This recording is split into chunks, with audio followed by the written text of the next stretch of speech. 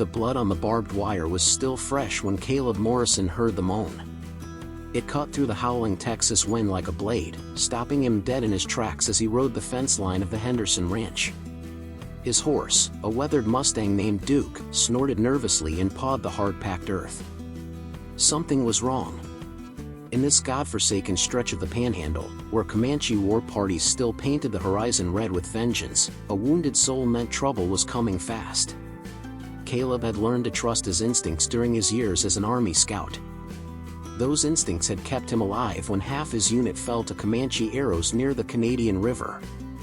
They had whispered warnings when he tracked war parties across the endless grasslands, and they had screamed at him to leave the Army before the guilt of what he had done consumed him completely. Now, 5 years later, those same instincts told him to ride away from whatever was bleeding by that fence. But the moan came again, weaker this time, and Caleb knew he could not turn his back on suffering. Not again. He dismounted slowly, his hand instinctively checking the Colt revolver at his hip.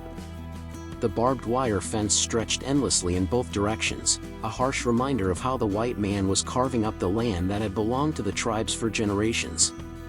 This particular fence marked the boundary of Tom Henderson's cattle ranch, and Caleb had been riding it for 3 months now, checking for breaks and rustlers.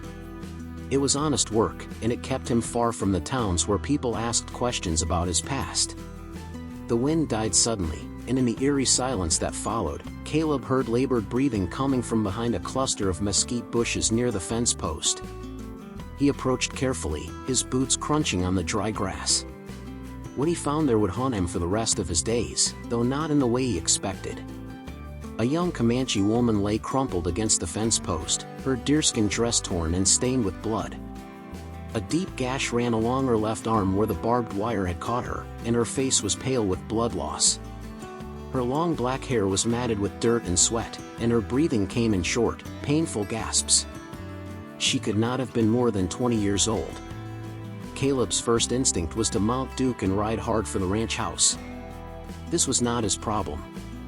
Getting involved with wounded Comanches was a sure way to end up dead or worse. But as he turned to leave, the woman's eyes fluttered open, and she looked directly at him.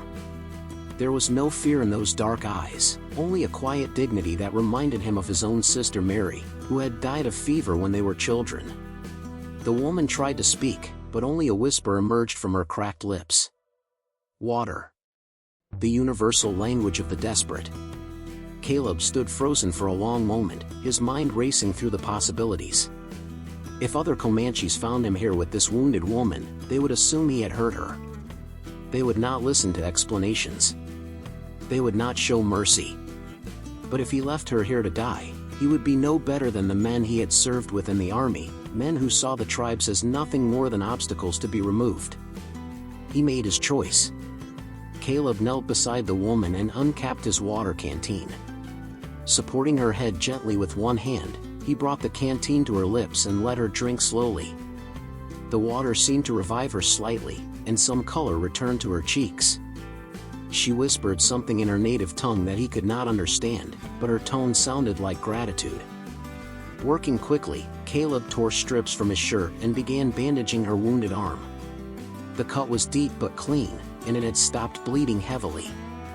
As he worked, he found himself wondering how she had come to be here, alone and injured so far from any Comanche camp. The nearest settlement was 50 miles away, and this stretch of land was considered neutral territory by an uneasy agreement between the ranchers and the tribes. When he finished with the bandage, the woman tried to sit up, but Caleb gently pressed her back down. She was too weak to travel, and moving her now could reopen the wound. He gave her more water and some jerky from his saddlebags, watching as she ate slowly and carefully. Her strength was returning, but she would need rest and proper care to fully recover. The sun was beginning to set, painting the Texas sky in shades of orange and purple. Caleb knew he had to make a decision soon. He could not leave the woman here overnight, but taking her back to the ranch would create questions he was not prepared to answer. Tom Henderson was a fair man, but he would not understand why his cowboy had risked everyone's safety for a Comanche woman. As the first stars appeared in the darkening sky, Caleb heard something that made his blood run cold.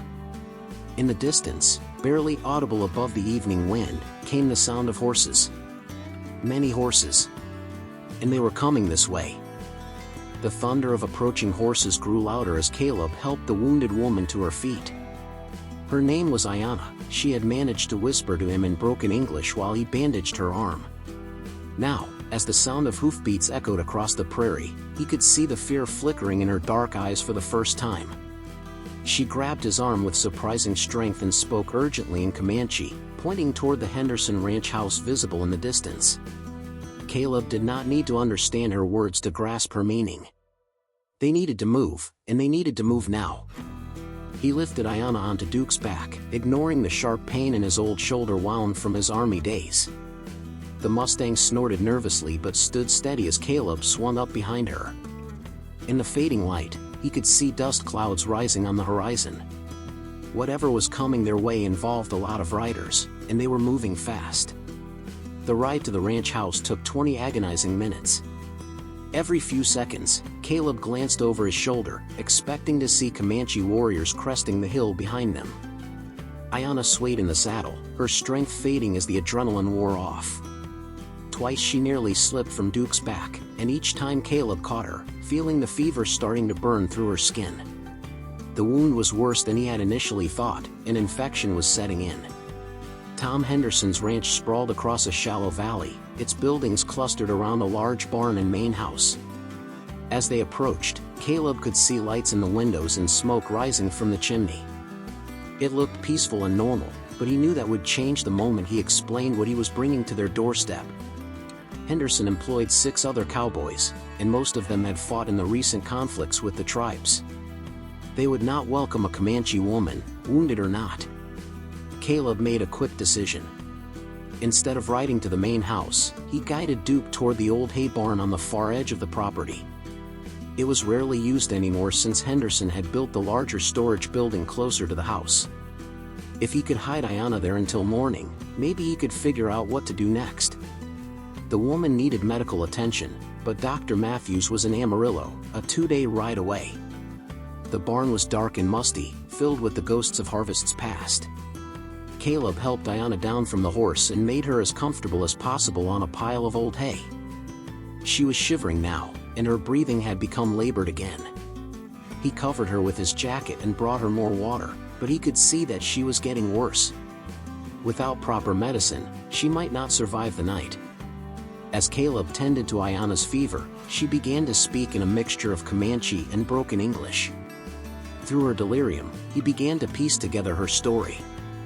She had been traveling with a small group when they were attacked by soldiers from Fort Griffin.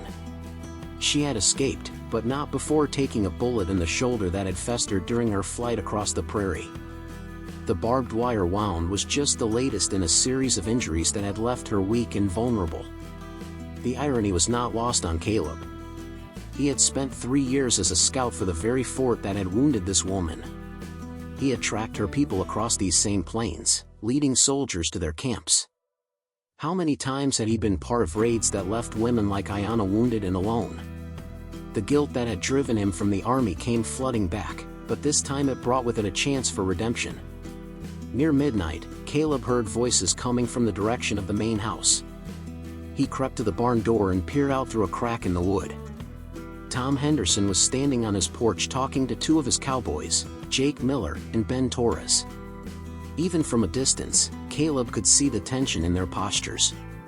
Something had spooked them. Henderson's voice carried across the night air. Word had come from the garrison ranch 20 miles south. Comanche riders had been spotted in large numbers, more than anyone had seen in months. The territorial governor had issued warnings for all ranchers to be on high alert. There were rumors of a gathering, possibly a war council, somewhere in the region. Caleb's blood ran cold as the implications hit him. If Ayanna was connected to this gathering, if she was someone important to the Comanche, then helping her could be seen as an act of war. But if she was just a wounded traveler caught in the crossfire, then abandoning her would make him no better than the soldiers who had shot her in the first place. He returned to Ayanna's side and found her awake, lucid for the first time in hours. She reached up and touched his face with trembling fingers, speaking softly in Comanche. Then, in English barely above a whisper, she said words that changed everything. Her father, she told him, was Chief Standing Bear of the Quahati Band. The riders Henderson had heard about were not coming to raid the ranches. They were coming to find her. Before Caleb could process what this meant, Duke whinnied loudly from outside the barn. Through the walls, he could hear what sounded like an army approaching. The ground beneath his feet began to vibrate with the thunder of hundreds of hooves, and he knew with absolute certainty that his quiet life as a cowboy was about to end forever. Dawn broke gray and cold across the Texas prairie, but Caleb Morrison had not slept. Through the night, he had listened to the sound of horses moving like thunder across the plains, circling closer and closer to the Henderson ranch. Now, as the first pale light filtered through the cracks in the barn walls, he could see them. Warriors mounted on painted ponies stretched in every direction, forming a perfect circle around the old hay barn. There had to be 300 of them, maybe more. Ayanna stirred beside him, her fever finally broken. She had slept fitfully through the night, murmuring in Comanche and occasionally crying out from her dreams. Now her eyes were clear and alert as she took in their situation. Through the barn door, she could see the familiar war paint and feathers of her father's warriors. But instead of relief, Caleb saw something like resignation cross her face. The warriors sat motionless on their horses, their weapons ready but not drawn. They were waiting for something, and Caleb had a sick feeling in his stomach that he knew what it was. They wanted him to come out. They wanted to see the white man who had found their chief's daughter. Whether they planned to thank him or kill him remained to be seen. From the main house, Caleb could hear shouting. Tom Henderson and his cowboys had spotted the warriors and were preparing for a siege that might never come. The Comanche were not interested in the ranch or its cattle. Their attention was focused entirely on the old barn where Caleb had thought he could hide until morning. They had tracked Ayanna here somehow, probably following Duke's hoofprints through the soft earth near the fence line. Ayanna struggled to sit up, wincing as the movement pulled at her bandaged arm. She spoke to Caleb in English, her words careful and precise despite her obvious pain. Her father's warriors would not attack as long as she was safe, she explained. But they would not leave without her either. And they would not leave without meeting the man who had helped her when he could have easily ridden away.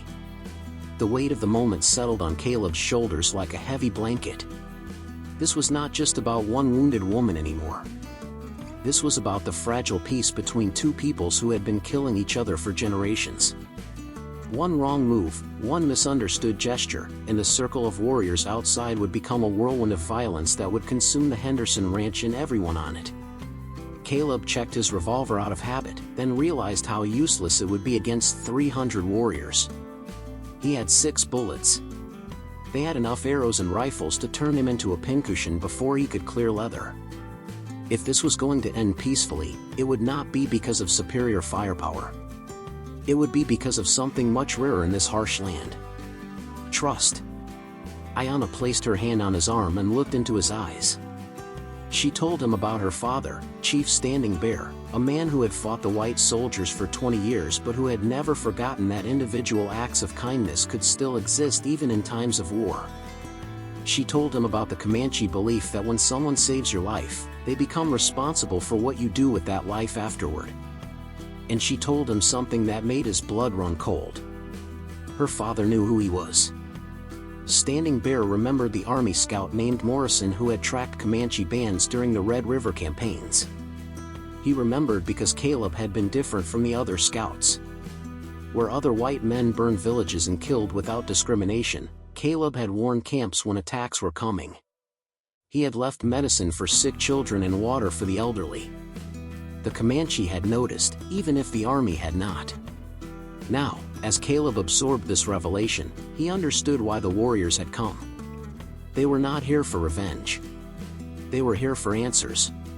They wanted to know why a man who had once hunted them was now risking his life to save one of their own. They wanted to look into his eyes and judge whether his change of heart was real or just another white man's trick. The sound of a single horse approaching broke the tense silence. Through the barn door, Caleb could see a rider detaching himself from the circle of warriors.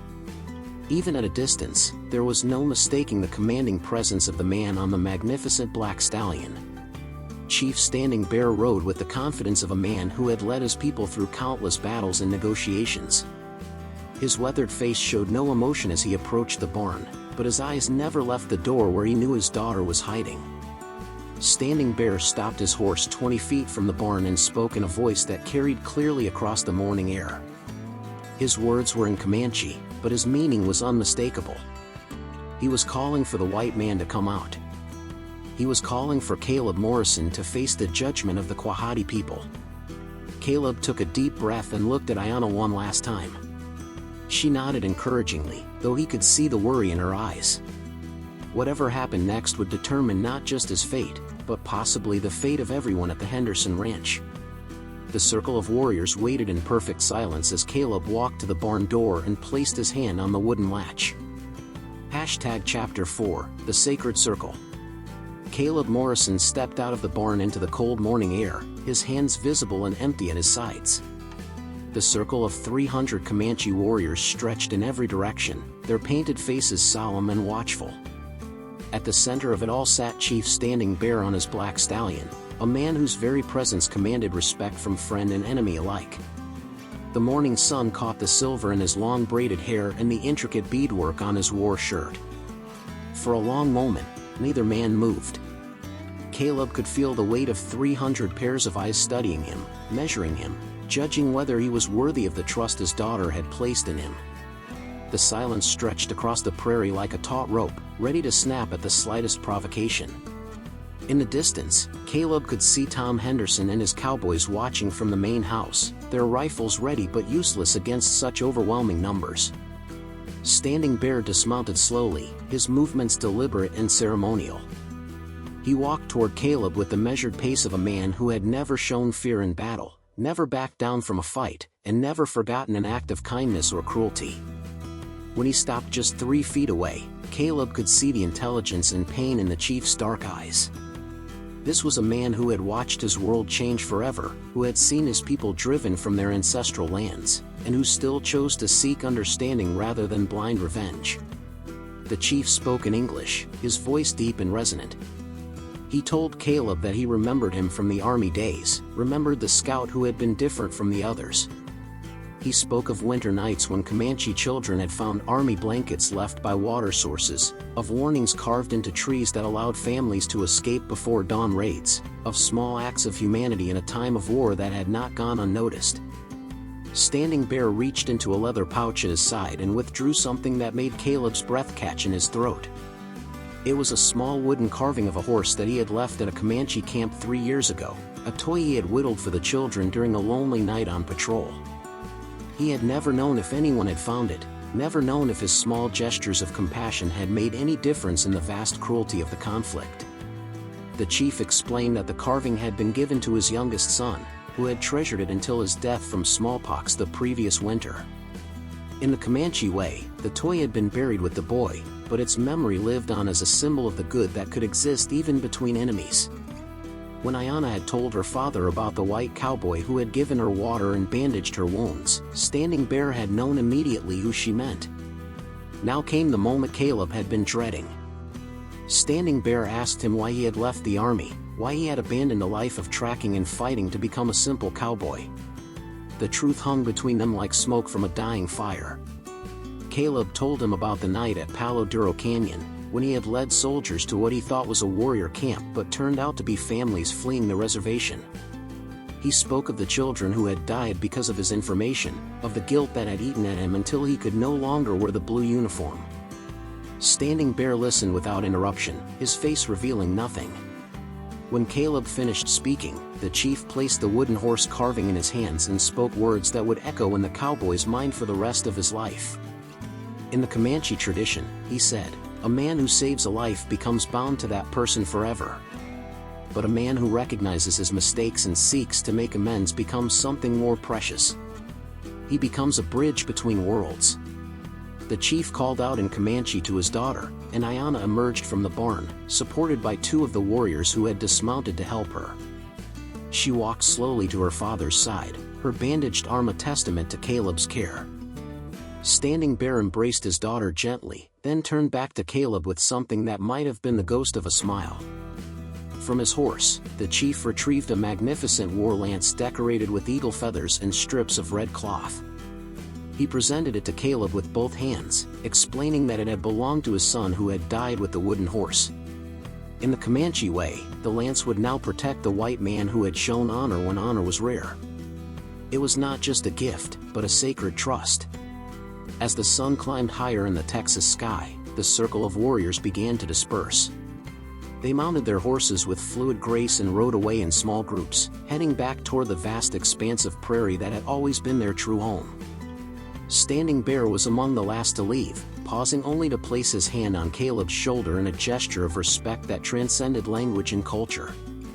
When the last hoofbeat had faded into silence, Caleb stood alone in front of the barn, holding the sacred lance and feeling something he had not experienced in years. Peace. For the first time since Palo Duro Canyon, the weight of guilt had lifted from his shoulders. He had been judged by the very people he had wronged, and instead of condemnation, he had found forgiveness and honor. Tom Henderson and his cowboys emerged from the main house, their faces a mixture of amazement and confusion.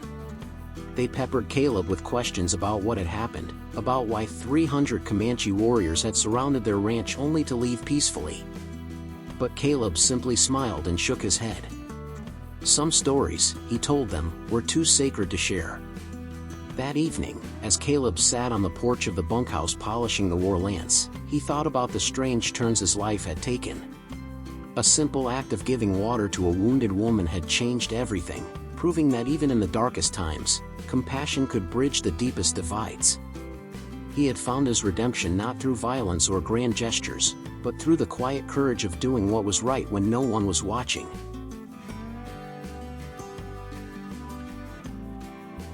If this story moved you as much as it moved me to tell it, I would be honored if you would subscribe to our channel and hit that notification bell.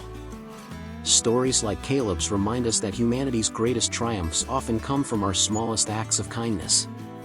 What stories from history do you think we should explore next? Let me know in the comments below, and don't forget to share this video with someone who believes in the power of redemption.